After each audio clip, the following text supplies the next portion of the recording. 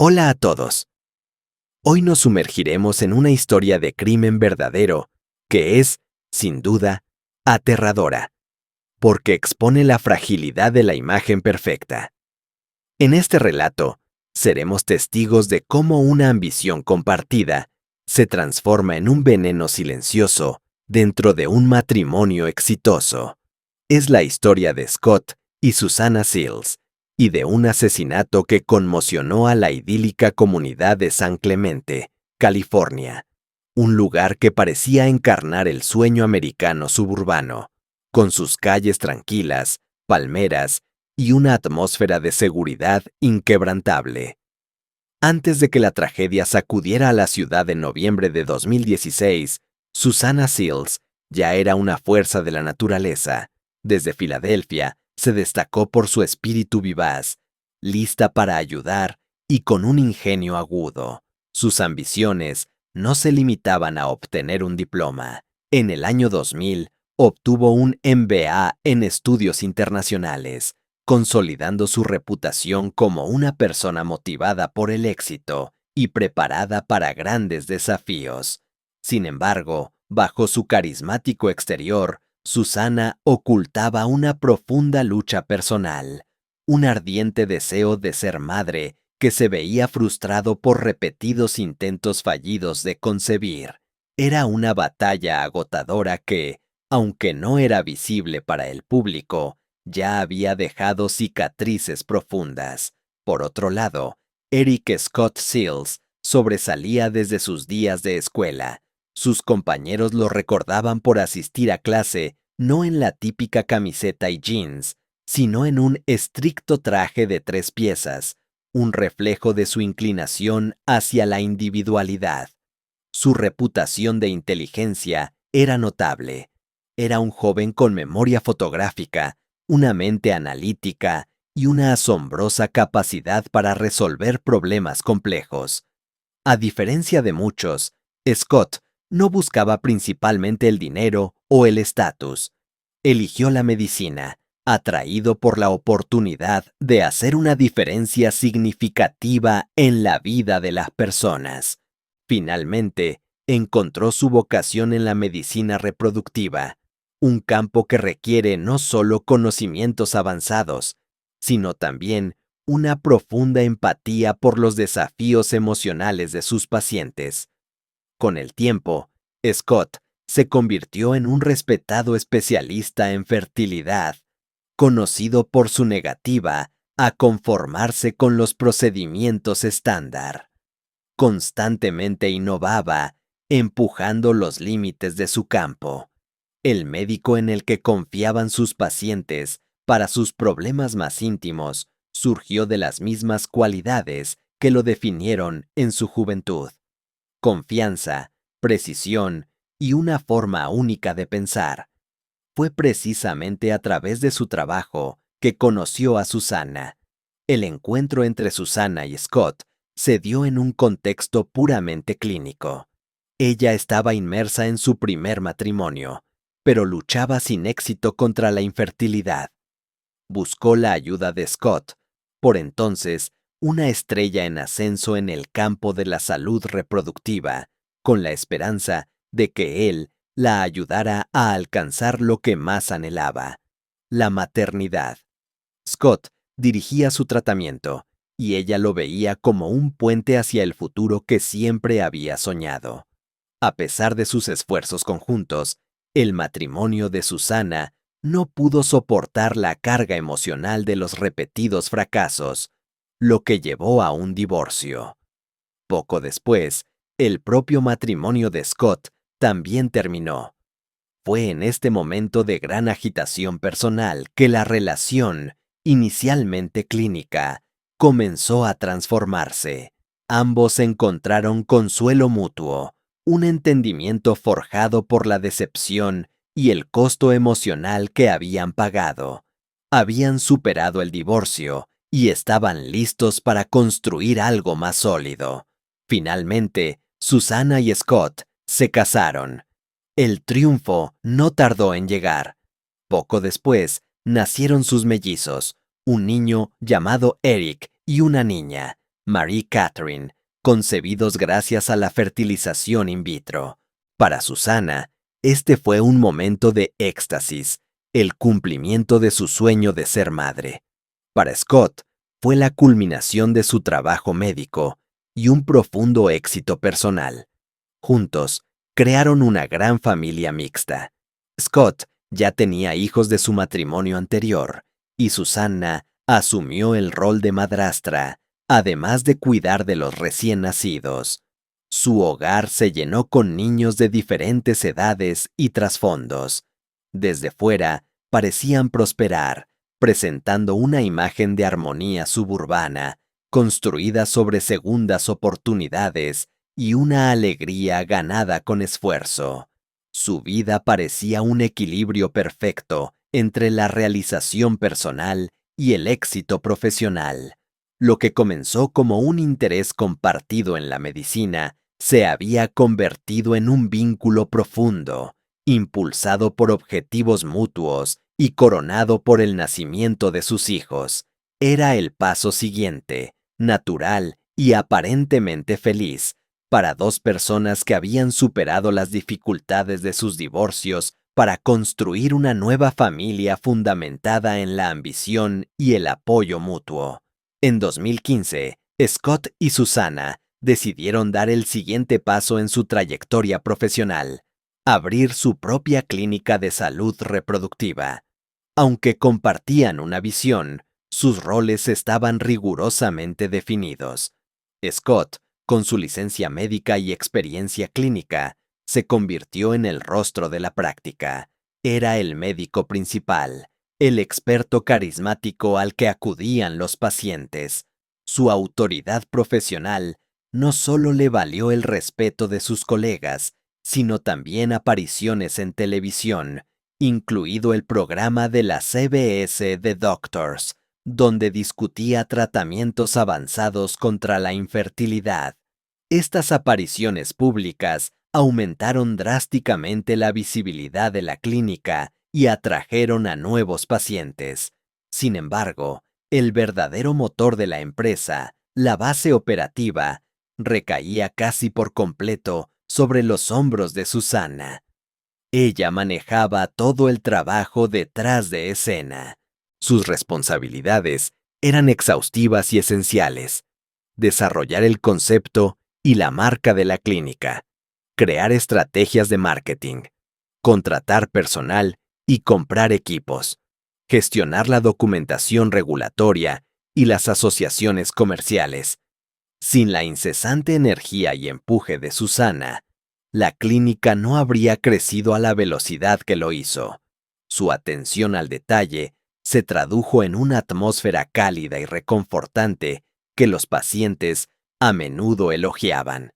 A medida que su popularidad crecía, también lo hacía la demanda, y la clínica se volvió no solo un éxito profesional, sino también una empresa financieramente estable. La imagen pública de Scott, el experto médico carismático, combinada con el liderazgo entre bastidores de Susana, los presentaba como una pareja de poder influyente, admirada y respetada por todos. Lo que el mundo veía era la culminación de un sueño, un negocio que prosperaba gracias a una perfecta colaboración matrimonial. Pero tras esta fachada pulida, las presiones y las tensiones comenzaron a acumularse silenciosamente. A pesar de la imagen de éxito deslumbrante que proyectaban, la realidad detrás de las puertas cerradas era mucho más gravosa para Susana.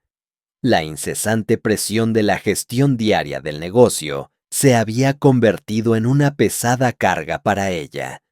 Scott, absorto en sus deberes clínicos y sus apariciones mediáticas, a menudo estaba ausente. El interminable trabajo administrativo, las regulaciones y la logística recaían exclusivamente en Susana.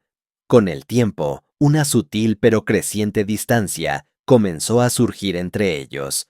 Sus diferentes percepciones sobre la contribución de cada uno al negocio se convirtieron en una fuente de fricción oculta. un resentimiento que nadie de fuera podía percibir. Externamente, seguían siendo la pareja ideal, sonriendo ante los pacientes y los colegas. Pero Susana se estaba agotando. La brecha entre su imagen pública y la realidad de la división de responsabilidades en su hogar y en el trabajo era cada vez más difícil de ignorar. Este desequilibrio no solo agotaba su energía, también creaba una profunda soledad. Para el mundo exterior, eran dueños de una clínica próspera, orgullosos padres de 4 hijos, y vivían el sueño en el tranquilo sur de California. Pero en privado, su relación se tensaba. Era un choque de expectativas y tensiones no resueltas sobre sus roles, todo envuelto en una necesidad compartida de mantener el control de su narrativa de éxito. Lo que había comenzado como una asociación profesional y romántica se había transformado en una lucha de poder silenciosa. Susana necesitaba un lugar donde pudiera ser verdaderamente honesta, donde pudiera desahogar la frustración que Scott no veía o elegía ignorar. Este lugar de escape era un foro en línea llamado PatrickNet. Susana encontró un refugio en el mundo digital, específicamente en un foro en línea bajo el apodo de Tortorel. Incluso en un espacio a menudo dominado por hombres y plagado de debates acalorados, se hizo conocida por su tono audaz y su ingenio mordaz. En una de las discusiones del foro, Susana hizo una promesa en tono de broma. Si Donald Trump era nominado a la presidencia, publicaría una fotografía reveladora. Cuando llegó el momento, cumplió su palabra. Para ella, era una apuesta lúdica, una forma de demostrar que mantenía su palabra. Sin embargo, en el contexto de su matrimonio meticulosamente orquestado, este acto de ligereza podía interpretarse de manera muy diferente. Scott había cultivado cuidadosamente una imagen pulcra, la de un médico respetado y director de clínica. De repente, se enfrentó a un momento de exposición pública que contradecía por completo la fachada de pareja ideal que presentaban a pacientes y colegas. La importancia de este incidente se reveló después. Se encontró una impresión de esa discusión del foro en el estudio de su casa.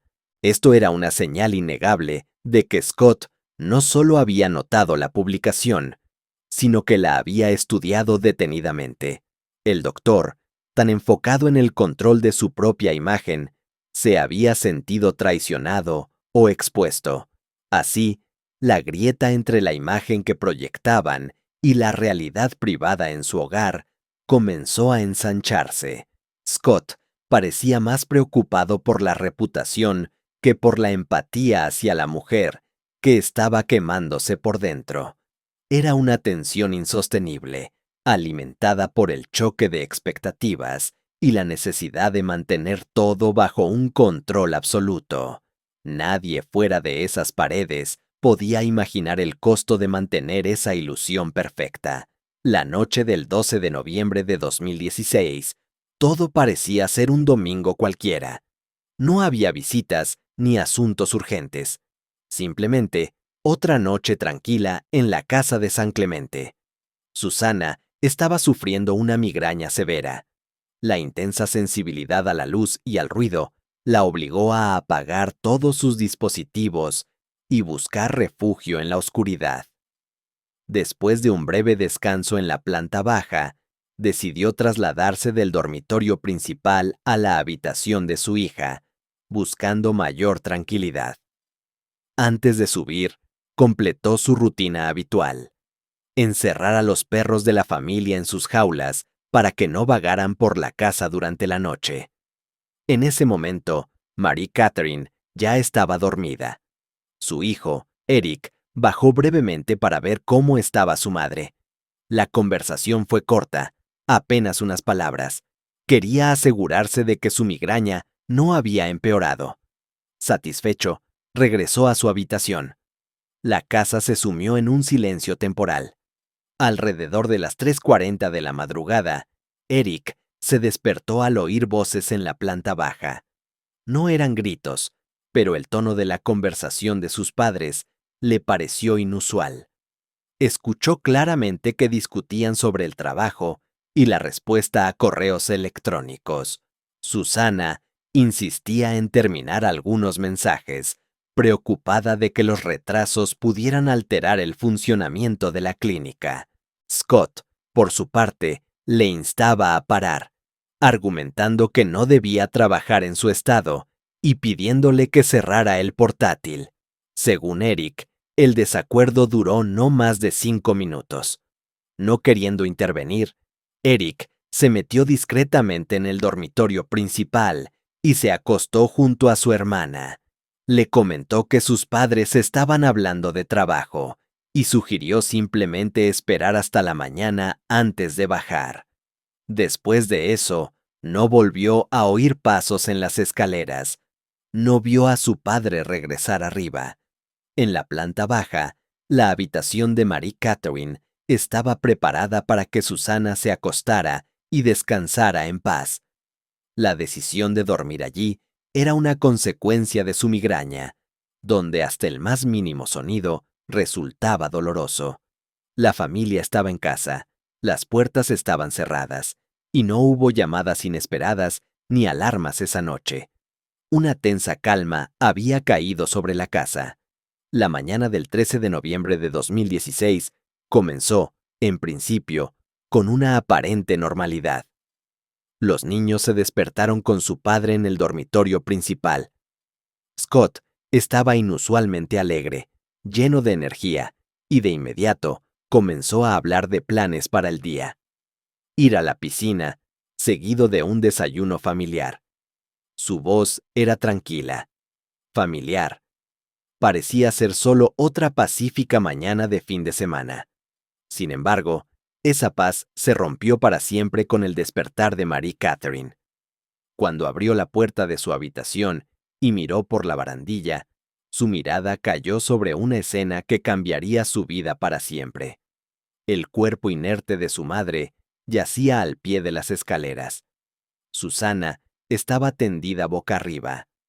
Alrededor de su cuello estaba envuelta firmemente una bufanda de color rojo y blanco.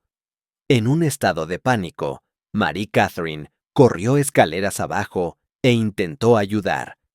Le quitó la bufanda del cuello, sacudió desesperadamente a su madre, suplicándole que despertara. Pero no hubo respuesta. Eric bajó poco después. Se detuvo a mitad de la escalera, observando la escena. Su hermana estaba junto a su madre, intentando reanimarla, sin éxito. Eric recordaría más tarde que no había signos obvios de una caída, ni objetos rotos, ni señales de lucha. El silencio era espeluznante, demasiado profundo para un accidente. Scott le siguió. Su reacción fue breve y controlada. Les dijo a los niños que se apartaran, que no tocaran nada y que se mantuvieran a distancia. Luego, llamó a los servicios de emergencia. La grabación de esa llamada sería una evidencia crucial. Scott se mostró tranquilo, casi demasiado sereno.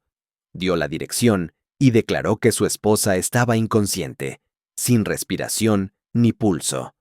El tono de Scott, desapegado, casi procedural, levantaría preguntas entre los investigadores más tarde. Marie Catherine, conmocionada, colocó la bufanda sobre una mesa cercana, siguiendo las instrucciones de su padre. A pesar de seguir las instrucciones de reanimación al pie de la letra, no había señales de vida. La tragedia había golpeado en el corazón de San Clemente. Cuando la policía llegó a la residencia Seals, Scott los recibió de inmediato y ofreció su versión de lo ocurrido. Según él, Susana había sufrido una migraña la noche anterior y debió caer por las escaleras, donde él la había encontrado inconsciente. Su relato era directo y seguro. Sin embargo, algo en la actitud de Scott resultaba inusual para los oficiales. Permitió una inspección completa de la casa sin resistencia, incluso instigando la búsqueda, insistiendo en que no tenía nada que ocultar. Su excesiva disposición a cooperar parecía casi ensayada. Mientras los oficiales documentaban la escena, un objeto extraño captó su atención.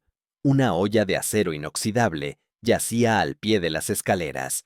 Su ubicación no tenía ningún sentido lógico, ya que la cocina estaba lejos y el resto de la casa estaba impecable.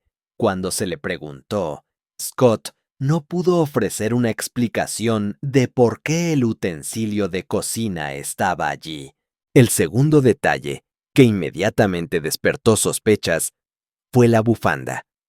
Aunque Marie Catherine la había retirado del cuello de su madre, el nudo que se había formado era demasiado apretado y ordenado como para haberse anudado solo durante una caída accidental.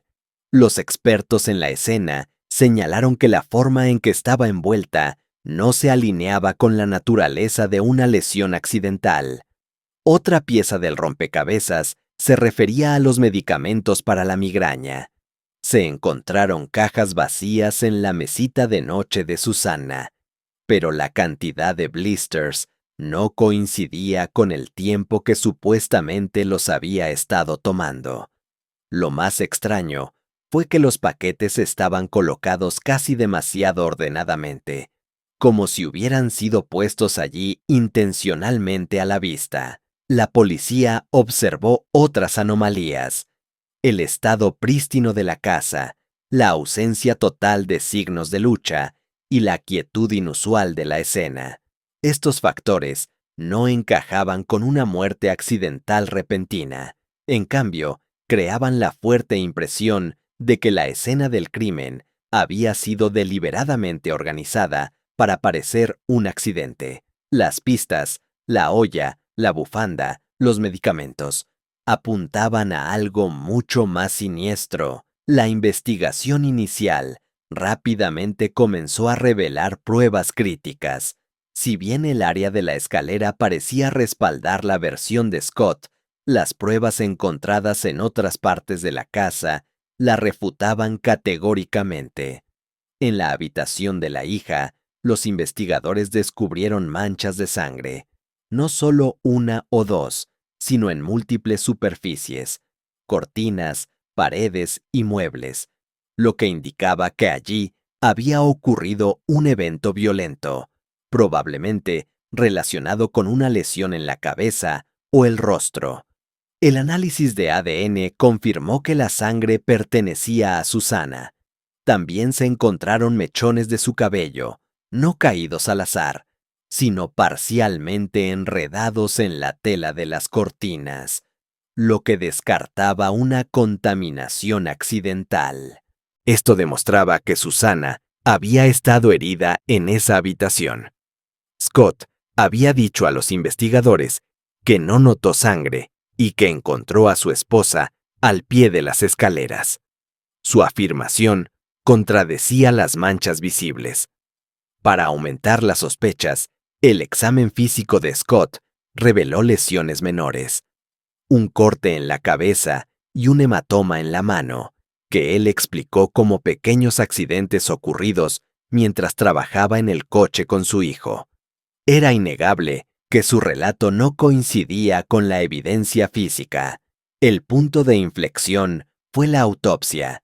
Los patólogos encontraron una fractura de la tercera vértebra cervical, C3, un tipo de lesión que sugiere una fuerza violenta en el cuello, típicamente asociada con estrangulamiento, no con una caída. Esto fue la primera gran prueba contra la versión de un accidente doméstico. El examen reveló signos claros de asfixia, marcas en su cuello que coincidían con la forma y posición de la bufanda. Las líneas de presión eran claras, demasiado definidas para ser accidentales. El nudo apretado y el ángulo de las marcas indicaban que la tela fue usada intencionalmente para obstruir el aire. La presencia de petequias en sus ojos, diminutos puntos de sangre causados por la falta de oxígeno, fue un signo clínico de estrangulamiento. La caída no podía explicar este conjunto de síntomas.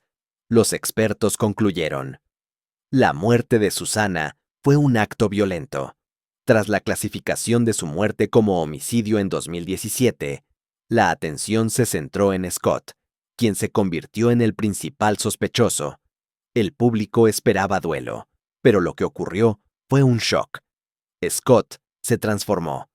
En lugar de guardar luto, comenzó a publicar fotos en el gimnasio, adoptó una nueva dedicación al fitness y proyectó un aspecto renovado y seguro. El momento era desconcertante. Scott comenzó a mostrar una súbita pasión por el lujo, especialmente por coches caros como un Porsche y una vida extravagante. Esta exhibición de riqueza contrastaba con el papel de viudo afligido. Además, una nueva mujer apareció rápidamente en su vida, con quien asistía a eventos sociales sin esfuerzo por ocultar la relación. Su cambio físico y de comportamiento fue dramático. El médico reservado desapareció, dando paso a una persona más parecida a una figura mediática, con trajes a medida, accesorios elegantes y un peinado de Hollywood. Para los investigadores, este desapego del luto era otra señal de alarma, sugiriendo que la muerte de su esposa tal vez había marcado el comienzo de un nuevo capítulo cuidadosamente orquestado. La investigación llegó a un punto de inflexión en la primavera de 2019. El 25 de abril, Scott Seals fue arrestado mientras se dirigía a la clínica para realizar un procedimiento.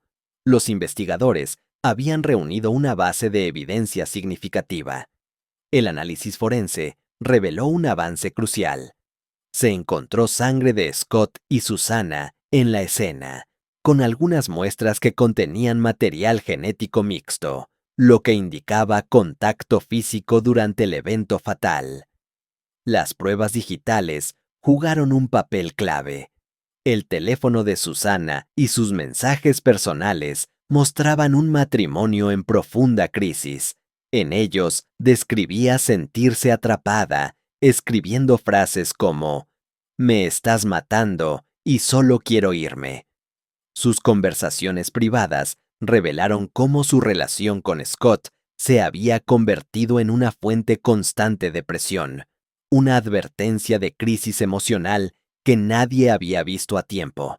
El juicio finalmente se programó para 2023, después de años de preparación y retrasos, incluyendo la pandemia de COVID-19. La sala se convirtió en un campo de batalla para dos narrativas opuestas. La fiscalía argumentó que se trataba de un acto frío y calculado, un asesinato escenificado. La defensa, por su parte, insistió en un trágico accidente malinterpretado. Los expertos de la acusación fueron contundentes. Las lesiones de Susana no podían haber sido causadas por una simple caída. La pregunta central era irrefutable. Si Susana murió en la escalera, ¿por qué había sangre en la habitación de su hija? La defensa ofreció una teoría inverosímil. Los perros de la familia podrían haberse involucrado, enredando accidentalmente la bufanda y agravando sus lesiones durante la caída. Los expertos refutaron esto, señalando que las marcas en el cuello de Susana mostraban signos claros de presión manual, no de un animal. Luego vinieron los testimonios de los niños, el momento más emotivo. Eric, el hijo de la pareja, recordó la pelea seguida de un silencio total. También refutó la afirmación previa de su padre sobre haber trabajado juntos en el coche el día anterior, la coartada que Scott usó para explicar sus propias lesiones. Después de semanas de pruebas, el jurado deliberó y emitió un veredicto que sorprendió a pocos: culpable de asesinato en segundo grado. La sentencia final llegó en marzo de 2023. Scott Seals fue condenado a cadena perpetua sin posibilidad de libertad condicional. En el día de la sentencia, Marie Catherine, la hija de Scott, hizo un ruego desgarrador por la clemencia. Era una niña que había perdido a su madre y ahora estaba a punto de perder a su único padre. Rogó al tribunal que no dictara la sentencia más severa, pidiendo un futuro, por lejano que fuera, en el que pudiera volver a ver a su padre. Sin embargo, el tribunal, obligado por la ley y el peso de las pruebas, no pudo conceder su petición. Sus palabras, un solemne recordatorio de que detrás de las definiciones legales existen tragedias humanas profundas, resonaron en la sala. El fiscal calificó el crimen como la traición definitiva. Scott Seals, el médico que una vez dio esperanza, había destruido a su propia familia. La tragedia fue total. Susana había muerto. Los niños se quedaron sin padres y Scott pasaría el resto de su vida en prisión,